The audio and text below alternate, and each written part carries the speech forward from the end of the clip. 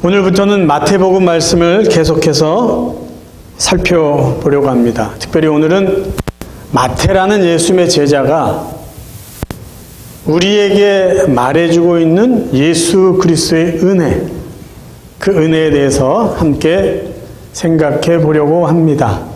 예수 그리스도의 은혜는 사람들의 부끄러운 과거조차도 감사와 또 간증거리가 되게 만들어주는 은혜입니다. 예수님은 마태를 자신의 제자로 부르셨습니다. 마태복음 9장 9절을 보면 예수께서 마태를 부르시는 그 장면이 기술되어 있어요. 한번 읽어드리겠습니다. 예수께서 그곳을 떠나 지나가시다가 마태라 하는 사람이 세관에 앉아있는 것을 보시고 이르시되 나를 따르라 하시니 일어나 따르니라. 마태는 자신이 예수님에게 제자로 부름받았을 때의 그 장면을 세관에 앉았을 때라고 말해주고 있습니다. 이 말은 마태의 직업이 무엇인지를 이야기해주고 있는 표현입니다. 마태는 세리였습니다. 세관에서 사람들에게 세금을 징수해서 세금을 걷어들이는 그 일을 했던 세리였습니다. 마태는 가버나움 출신의 사람이었는데 그래서 성경학자는 그가 가버나움 포구에서 세관에서 일하는 세리였을 것이다 라고 이야기해주고 있습니다. 당시 세리들이 했던 일은 사람들에게 세금을 강제로 징수하거나 또 부당하게 많이 징수해서 유대 나라를 속국으로 삼고 있는 로마 정부에 세금을 바치는 일이었습니다. 그런데 모든 세리들은 정해진 세금보다 더 많이 세금을 부과하고 강제로 뺏어왔습니다. 그 이유는 로마 정부에서는 일정한 액수의 세금을 정부 또 세리들에게 요구했습니다. 그래서 이 세리들은 로마 정부에서 정해진 세금 액수를 채워야지 되는데 만약에 사람들에게 걷어들인 세금의 액수가 정부에서 정해놓은 세금보다 적으면 자신들의 돈을 거기다 채워서 바쳐야 되기 때문에 가능한 한 사람들에게 많은 세금을 걷어들인 후에 로마 정부에 필요한 만큼의 세금을 바치고 남은 돈은 자기들의 것으로 챙겼습니다. 그러다 보니까 같은 유대인들도 세리들을 볼 때 나쁜 놈이라고 그런 거예요. 자기 나라 백성들을 위해서 일하지 않고 로마 정부를 위해서 일하는 반역자고 그것도 정해진 세금만큼만 걷어가도 할 수 없을 텐데 더 많이 자기들 돈을 뺏어가는 그 세리들을 아주 못된 사람으로 욕하고 악질적인 인간들이다라고 경멸했습니다. 그러니까 마태는 같은 동족들에게 나쁜 인간이다, 배반자다, 로마 정부를 위해서 일하는 인간이다, 그렇게 따가운 눈총을 받으면서 살았던 세리였습니다. 그래서 마가복음에 보면은요, 마가는 같이 제자였지만 마태를 이야기할 때 세리라는 단어를 사용하지 않고 그의 원래 이름인 레위를 사용했어요. 한번 보실까요? 마태복음 2장 14절. 똑같은 장면을 마가는 이렇게 묘사했습니다. 또 지나가시다가 알페오의 아들 레위가 세관에 앉아있는 것을 보시고 그에게 이르시되 나를 따르라 하시니 일어나 따르니라. 같은 표현도요, 세리라고 이야기하면 그 사람이 다른 사람에게 받았던 그런 아픈 그런 기억들이 있기 때문에 가능한 한 사용하지 않아요. 그냥 마태의 원래 이름인 레위가 세관에 앉았을 때 이런 식으로 표현한 거죠. 그런데 놀라운 것은요, 마태 자신은 자기가 기록한 이 서신에 자기가 세리였다라는 부끄러운 직업을 가졌다라는 것을 분명히 또 당당하게 기록해 놓았어요. 마태복음 10장 2절 12명의 제자 이름을 적었는데 이렇게 말합니다. 12 사도의 이름은 이러하니 베드로라는 시몬을 비롯하여, 그리고 쭉 이야기를 하면서 자기 자신에게는요, 세리 마태라고 말합니다. 나는 당신들에게 욕먹은 세리였습니다. 이런 표현이에요. 대부분의 사람들은요, 사람들 앞에 떳떳하지 않은 직업을 가졌을 때는요, 자기가 무엇을 한 사람인지를 말하지 않습니다. 마약을 거래하고 판매하고 그런 사람이 나 마약 거래상입니다. 그런 얘기 절대 안 합니다. 왜요? 부끄러운 직업을 자기가 알기 때문이에요. 그런데 지금 이 마태는요, 유대인들이 경멸하는 세리로 살았던 것을요, 아무렇지도 않게 그대로 표현하고 있어요. 왜 그랬을까요? 예수님께 받은 은혜가 있었기 때문이에요. 은혜. 예수님은 세리로 살고 있는 이 사람을 제자로 불러주셨습니다. 이게 왜 은혜가 될까요? 여러분, 성경학자 중에는요, 마태의 원래 이름이 레위였다는 것을 보고 마태는 레위 족속에 속한 사람이었을 것이다라고 해석을 합니다. 그래서 그의 조상들은 레위인이었고 그의 조상들은 성전에서 제사 드리는 일을 돕고 성전의 일을 했던 사람일 것이다. 그런 조상, 그런 어떤 가문에서 태어나고 자란 이 마태가 원래 했어야 되는 레위로서의 일을 하진 않고 그들이 동족들이 미워하고 경멸하고 욕하는 세리의 일을 하고 있었습니다. 그런 레위 마태를 예수님이 찾아가셔서 그 자리를 떠나 하나님의 일을 하는 제자로 불러주셨어요. 그가 살아야 했던 그 삶을 예수님이 살게 해주신 것이죠. 마태는 그걸 알았어요. 이게 하나님의 은혜라는 것을. 재미난 게요, 마태 이름의 뜻이 뭔지 아세요? 하나님의 선물입니다. 그러니까 원래 레위라는 이름을 갖고 있던 이 사람이 하나님의 선물, 은혜를 받아서 마태가 된 것이에요. 하나님의 은혜를 받은 이 마태가 어떻게 표현합니까? 나는 세리였습니다. 나는 부끄러운 삶을 살았습니다. 그런데 하나님 저에게 은혜를 주셨습니다. 은혜가 있는 사람은요, 부족하고 부끄러웠던 과거조차도 감사가 되고요, 간증거리가 될 수 있다는 것이에요. 사도 바울의 예를 들어볼까요? 바울은요, 자기 자신을 교회를 핍박한 자고 살인자고 아주 폭행을 행한 죄인 중에 죄수라고, 가장 큰 죄인이라고 고백했어요. 아니, 이 부끄러운 이야기를 어떻게 편지에다 적고 사람들에게 말할 수 있었을까요? 하나님의 은혜가 그에게 넘쳤기 때문이에요. 디모데전서 1장 13절부터 읽어드릴게요. 쉬운 성경입니다. 예수님을 만나기 전에 나는 그리스도를 욕하고 핍박하며 온갖 방법으로 믿는 자들을 괴롭혔습니다. 그러나 하나님께서는 내게 자비를 베푸시고 내가 한 일들을 용서해 주셨습니다. 주님의 은혜가 나의 마음 가운데 가득 차고 넘쳤습니다. 그리고 말하죠. 나는 그 죄인 중에서도 가장 큰 죄인이었습니다. 내가 죄인이에요. 저는 나쁜 인간이었어요. 저는 너무나 부끄러운 삶을 살았던 죄인 중에 죄인입니다. 이 고백이 어디서부터 나오게 됐죠? 하나님의 은혜가 가득 차니까 부끄러운 과거가 하나님께는 감사가 되고 다른 사람들에게는 하나님의 은혜를 나눌 수 있는 간증거리가 될 수 있었다라는 것이에요.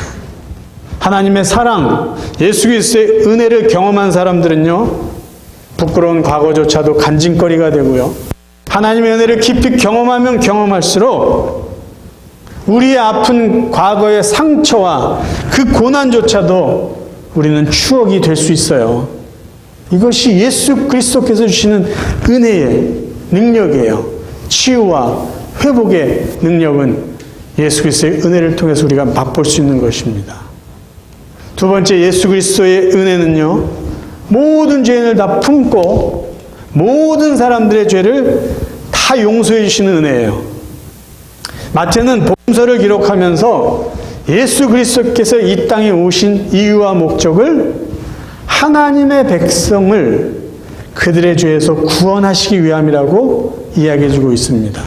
마태복음 1장 21절 아들을 낳으리니 이름을 예수라 하라.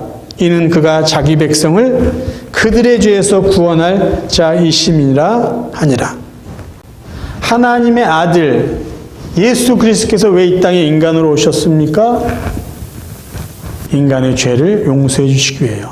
그리고 마태는요, 하나님께서 이 땅에 오셔서 어떤 사람들의 죄를, 어떤 종류의 죄를 용서해 주시기 위해서 오셨는지를 설명해 주기 위해서 예수님의 조상들의 이름을 하나하나 기록해 놓았어요. 자, 오늘 우리가 읽은 9절 중에 3절과 5절, 6절을 우리 같이 한번 읽어보겠습니다. 같이 자막을 보시면서 읽겠습니다. 시작. 유다는 다말에게서 베레스와 세라를 낳고 베레스는 헤스론을 낳고 헤스론은 람을 낳고 살몬은 라합에게서 보아스를 낳고 보아스는 루색에서 오벳을 낳고 오벳은 이새를 낳고 이새는 다윗 왕을 낳으니라. 다윗은 우리야의 아내에게서 솔로몬을 낳고. 지금 마태가 기록하고 있는 예수님의 조상의 이름 중에는요, 우리가 성경을 통해서 확인했을 때 참 부끄러운 삶을 살았던 사람들의 이름이 지금 기록되어 있어요. 먼저 3절의 유다를 한번 살펴보겠습니다. 유다는 어떤 사람인가요? 야곱의 아들인데요. 유다는 세 아들이 있었는데 손자를 보고 싶어서 며느리를 얻습니다. 근데 첫째 아들이 죽어요. 둘째 아들도 죽어요. 셋째 아들도 죽게 되면은 자기 자식을 그러니까 후손을 낳지 못할 것 같은 염려 때문에 다말 며느리를 쫓아냅니다. 그리고 시간이 지났어요. 나중에 양털을 깎는 큰 축제가 있을 때에 그는 창녀를 찾아가서 매춘을 합니다. 그는 부끄러운 사람이에요. 그런데 나중에 알고 보니까 자기가 창녀로 생각했던 그 여자가 얼마 전에 쫓아낸 며느리 다말이었다는 것이에요. 그러니까 시아버지와 며느리가 관계를 맺어서 자식을 낳았어요. 지금 마태는 그 이야기를 해주고 있는 거예요. 유다는 다말에게서 베레스와 세레를 낳았다. 유다가 얼마나 부끄러운 삶을 살았고 죄를 지었는지 지금 이야기해주고 있는 것이에요. 5절에 있는 라합은 누구일까요? 라합. 유대인들은요, 여자를 인격적으로 대하지 않아요. 같은 유대인이면서도 같이 살고 있는 여자인데도 인격적으로 존중하지 않는 이상한 문화를 갖고 사는 사람들이 유대인이에요. 그리고 이들은요, 유대인이 아닌 이방 사람이라고 표현해서, 오죽하면 이방 사람이라고 표현했겠어요. 유대인이 아닌 인종은요, 인간 취급을 안 합니다. 왜냐? 하나님은 유대인인 자기들만을 사랑하는 살아계신 신이라고 믿었어요. 그리고 유대인이 아닌 다른 모든 인종들, 그런 인간들은 지옥의 지옥에서 땔감으로 사용될 정도로 다 불필요하고 쓸모없는 인간들이다라고 여겨왔던 사람이에요. 그러면 지금 마태가 유대인들을 위해서 예수 그리스도의 복음을 기록하고 있는데 유대인도 아닌 그리고 여자인 라합이라는 사람의 이름을 거기다 적어놨어요. 근데 더 놀라운 건요, 라합의 직업은 뭐였냐면요, 창녀였어요. 창녀. 매춘부였어요. 여호수아 2장 1절을 봅니다. 눈의 아들 여호수아가 시팀에서 정탐꾼 2사람을 보내며 일렀다. 가서 몰래 그 땅을 정탐하여라. 특히 여리고성을 잘 살펴라. 그들은 그것을 떠나 어느 창녀의 집에 들어가 거기에서 묵었다. 그 집에는 이름이 라합이라고 하는 창녀가 살고 있었다. 마태가 왜 라합이라는 여자 이름을 여기다 적어 놓았을까요?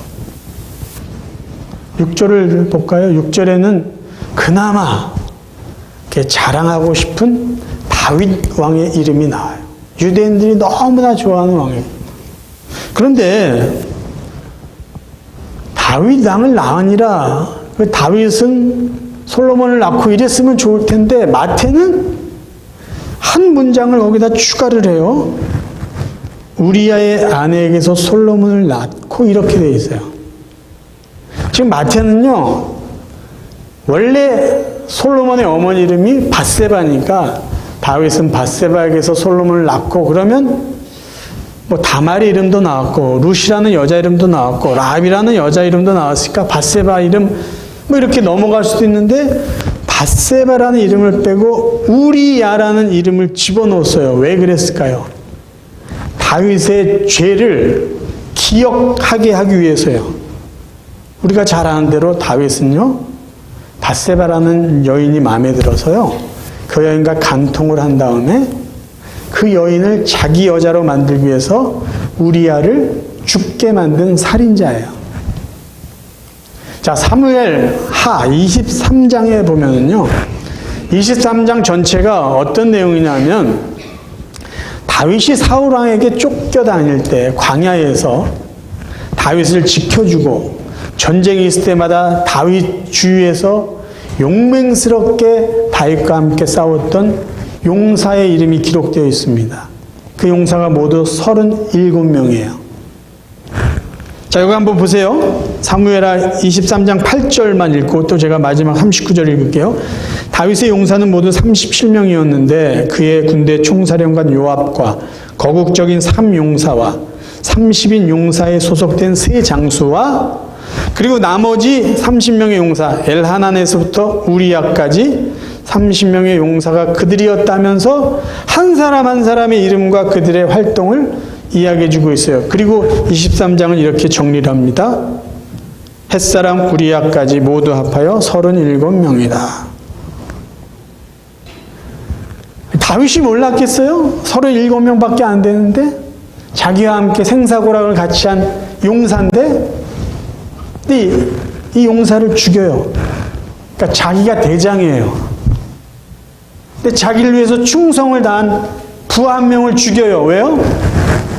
여자 때문이에요.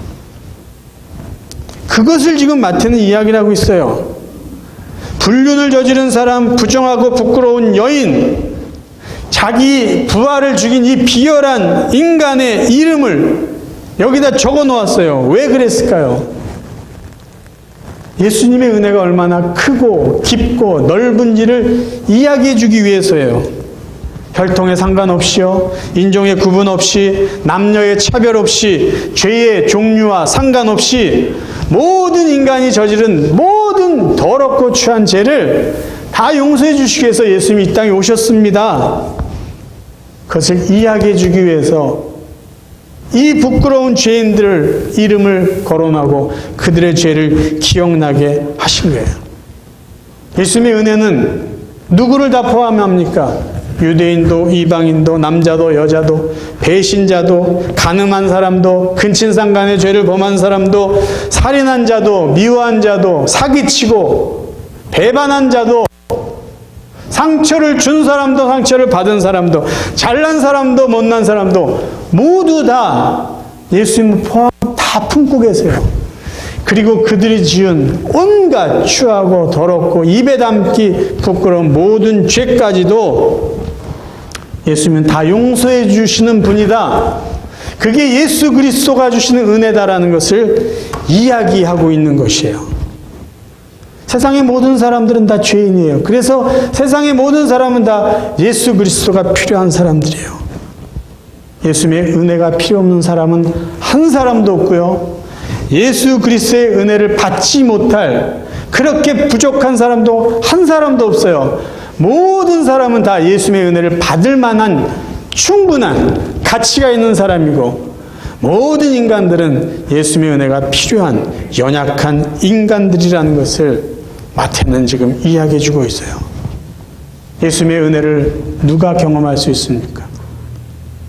예수님께 나아가고 예수님은 당신 하나님의 아들입니다. 당신은 그리스도입니다. 당신은 나의 구주입니다. 이렇게 믿고 고백하는 자들이 바로 예수 그리스도의 측량할 수 없는 크고 넓고 깊은 은혜를 경험할 수 있는 사람들입니다. 세 번째 예수님의 은혜는요, 저희들을 다시 살게 해주시는 힘을 주시는 은혜예요. 저는 마태복음을 시작하면서 제목을 다시 은혜로라고 정해보았어요. 왜 다시 은혜로라고 제가 정했을까요? 저희들은 이미 구원을 받았지만, 죄 용서 받았지만, 그리고 은혜로 살고 있지만 여전히 하나님의 은혜, 예수 그리스도의 은혜가 그런 사람들이기 때문이에요. 저희들이 편안하게 살고 있는 것 같지만 하나님의 은혜가 있어서 찬송하고 감사하며 살고 있지만 우리가 살아가고 있는 이 현실은요, 절대 녹록지 않습니다. 절대 저희 혼자 살 수 없어요. 제가 자주 목사님 한 분이 늘 이런 이야기를 해요. 남의 집 잔디가 멀리서 보면 늘 푸른 것 같고 잘 자라는 것 같지만 가까이 가서 보면 잡풀도 많고 시드른 데도 있고 중간중간 잔디가 자라지 않아 빈 땅인 곳이 잘 보인다. 그런 말들을 하세요. 저희 주위에 사는 사람들이 이렇게 겉모습만 보면은 저 사람들은 걱정이 하나도 없는 것 같다. 저 사람들은 자식들이 다 잘 되는 것 같다. 그런 생각들이 들어요. 근데 막상 그분들과 마음을 열고 좀 이야기하고 그분의 삶을 들어보면 그분들에게도 아픔이 있고 그분들에게도 나와 비슷한 상처가 있다는 것을 알게 됩니다. 이 세상에 아픔이 없는 가정이 어디 있어요? 이 세상에 사는 사람 중에 상처와 고난이 없는 사람이 어디 있습니까? 그런데 내가 조금 힘든 일이 나에게 닥치면요, 나만 어렵고 나만 힘든 것 같아요. 내 집안에만 문제가 있는 것 같아요. 그런 생각하는 사람들이 종종 있어요. 근데 더 위험한 건 뭐냐면 그렇게 나만 왜 이래라고 하는 사람들이 무슨 생각을 하냐면 내가 죄가 많아서 지금 이 고생을 하고 있는 게 아닌가라는 생각을 한다는 거예요. 내가 젊었을 때 이런 나쁜 짓을 했는데 하나님이 그 죄에 대한 대가를 나에게 지금 이렇게 힘든 일로 갚아주시는 게 아닌가라는 잘못된 생각을 한다라는 것이에요. 여러분 기억하세요. 절대 여러분이 당하는 아픔이나 힘든 것들은요, 여러분의 죄 때문이 아닙니다. 왠지 아세요? 조금 전에 예수 그리스도께서 주신 은혜를 무엇인지 알고 믿는다면 그 생각이 잘못됐다라는 것을 여러분은 인정하실 거예요. 저와 여러분은요, 이미 예수를 그리스도로 믿어요. 그리고 예수님이 우리의 과거의 모든 정말 생각하기 싫고 부끄러운 것들 다 용서해 주셨어요. 살인자도 간음자도 다 용서해 주셨어요. 그래서 여러분이 당하는 그런 아픔들, 힘든 것, 가족이나 자녀들 때문에 당하는 그 고난들은요, 여러분의 죄 때문이 절대 아니라는 거예요. 만약에 그런 논리라면 예수님이 이 세상에 있어서 얼마나 많은 고난을 당하셨어요. 예? 오해도 받고요, 비난도 받고, 배반도 당하고, 조롱도 받고. 그럼 예수님은 도대체 죄가 없는 분이 왜 그런 고난을 받습니까? 아니에요. 우리의 고난은 우리의 죄 때문이 아니에요. 그럼에도 불구하고 힘든 일들이 계속되고 있을 때 우리가 무엇을 기억해야 될까요? 은혜예요. 예수님의 은혜. 은혜는요, 복음을 믿고 복음이 주는 능력으로 사는 게 은혜입니다. 복음이 뭡니까? 지금 마태가 말한 예수 그리스도의 은혜, 이 모든 게 복음이에요. 나는 한 게 하나도 없어요. 나는 죄만 지었어요. 근데 하나님이 예수 그리스도를 보내셔서 내가 지은 그 모든 죄의 대가를 그분에게 다 안겨주시고 그분이 나를 대신해서 죽으시고 내 죄값을 다 지불하셨어요. All paid up이 끝나서 버린 거예요. 내 죄의 문제는. 그게 복음이에요. 그것을 믿는 게 은혜이고요. 이제 그 복음이 주는 능력으로 사는 게 은혜예요. 복음이 주는 능력은 뭐예요? 나는 할 수 없습니다. 내 능력은 부족합니다. 어떻게 해야 됩니까? 하나님이 도와주시는 거예요. 하나님이 채워주시는 거예요. 그 하나님의 도우심, 인도하심, 채워주심, 이끌어주심, 그렇게 사는 게 은혜예요. 내가 하는 게 아니야. 내 힘으로 사는 삶이 아닌 하나님이 도와주시고 하나님이 채우시는 그 힘으로 사는 게 은혜라는 것이에요. 하나님은 예수 그리스도를 통해서 우리에게 은혜를 주셨고요. 환경을 통해서 은혜를 주고 계시고요. 주위의 하나님의 사람들 통해서 은혜를 주십니다. 우리 마음속에 기쁨을 주시고 평강을 주시고 소망을 주세요. 그게 하나님 우리를 은혜 가운데 인도해 주시고 살게 하시는 모습이에요. 내 힘이 아닌 하나님의 도우심, 내 능력이 아닌 내 지혜가 아닌 하나님의 은혜로 사는 게 진정한 은혜라는 것이에요. 저는 지난 주간에요, 가족 때문에 아파하는 사람들을 몇 사람을 만날 기회가 있었어요. 그 중에 한 분은요, 지난 화요일 날 아는 장로님의 장례식 때예요. 그래서 권사님 한 분을 만났어요. 권사님 겉모습은 정말 남자다워요. 당당해요. 리더예요. 근데 권사님에 대한 그 가정의 이야기를 제가 좀 듣고 그분을 위해서 기도하는 중에 그분을 만났어요. 그래서 제가 조용히 다가가서 이렇게 물었어요. 권사님 힘드시죠? 권사님 이렇게 대답합니다. 인간적으로 많이 힘듭니다. 힘들어요. 그런데 하나님은 저에게 은혜를 주셨어요. 그래서 많은 사람들 앞에 서게도 하셨고 은혜로 살게 하셨어요.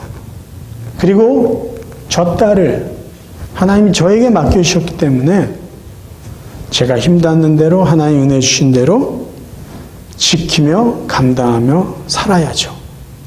근데 그 따님은요, 제가 우리 권사님이 결혼해서 그 따님을 낳은 지 몇 년 전인지는 정확히 몰라요. 적어도 40년 이상 일어나서 걷지도 못하는 그 딸의 손과 발이 되었고요. 대소변을 다 권사님이 자기 딸을 위해서 이렇게 치워주며 사시는 분이에요. 그분이 말씀하셨어요. 하나님이 은혜 주셔서 살 것이고요. 이 딸을 나에게 맡겨주시니까 살 것입니다. 은혜가 있었으니까요. 그 아픔을 이야기할 수 있는 거예요. 솔직히요, 제가 그 권사님의 이야기를 어떻게 다 이해할 수 있겠어요? 그분은 아무리 이야기한다 해도 그 마음의 그 상처나 인생의 무게를 다른 사람들에게 다 설명하고 그걸 해소할 수 있겠습니까? 그런데 한 분이 아시는 분이 있어요. 너무나 잘하는 분이 계세요. 바로 우리의 하나님 아버지세요.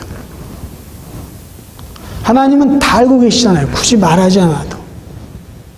그러니까 그분께 이야기하는 거죠. 힘들어요. 인간적으로 너무 힘듭니다. 어떨 때는요, 저도 자녀로 인한 아픔이 있는 사람 중에 한 명인데, 그냥 다 포기하고 싶다. 그냥 어디 좀 도망치고 싶다. 그럴 때가 있어요. 아무도 몰라주는 것 같고. 근데 그렇게 힘들 때, 막 지쳐 있을 때 또 하나님 앞에 기도하죠.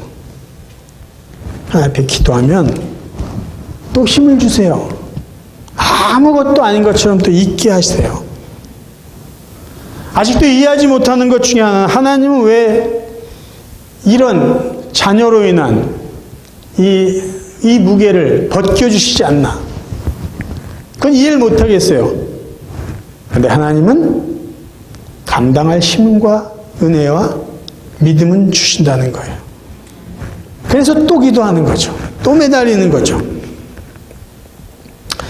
말씀을 정리하겠습니다. 저는 저에게, 여러분들은 여러분 각자가 누구에게도 말 못할 여러분만의 아픔이 있을 거야. 그게 자식일 수도 있고요. 배우자일 수도 있고요. 가족의 누군가일 수도 있어요. 아니면 내 자신일 수도 있어요.